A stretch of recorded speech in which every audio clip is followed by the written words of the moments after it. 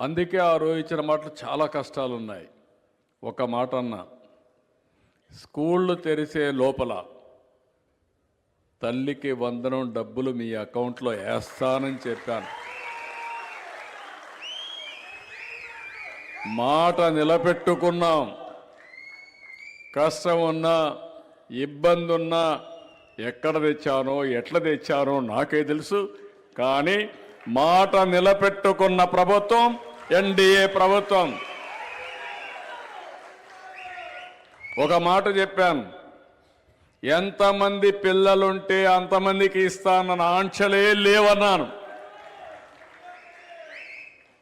అంత మునిపేం చెప్పారు? అందరికీ ఇస్తానని ఒక్కడికి ఇచ్చారు.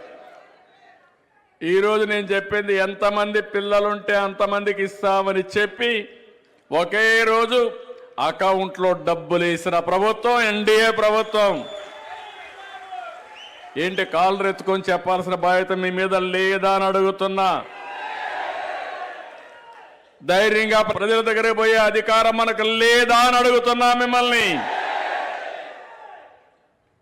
ఈ ఒక్క కార్యక్రమమే కాదు, ఇంకో పక్కన మీరు చూస్తే దేశంలో ఎవ్వరివ్వని విధంగా నేను సవాలు విసురుతున్నా.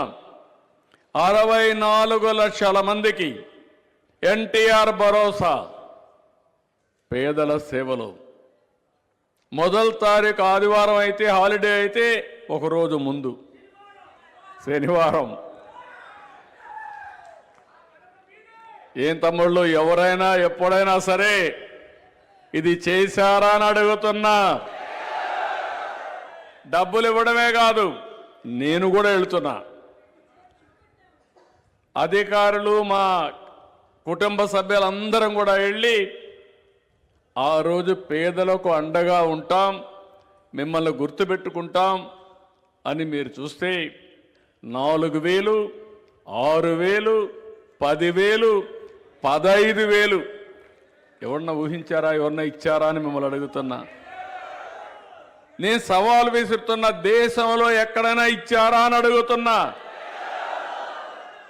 ఒకే ఒక కార్యక్రమం ఎన్టీఆర్ భరోసా, సంవత్సరానికి 34,000 కోట్లు ఇచ్చే ఒకే ఒక ఏకైక కార్యక్రమం భారతదేశంలో ఎన్టీఆర్ భరోసా.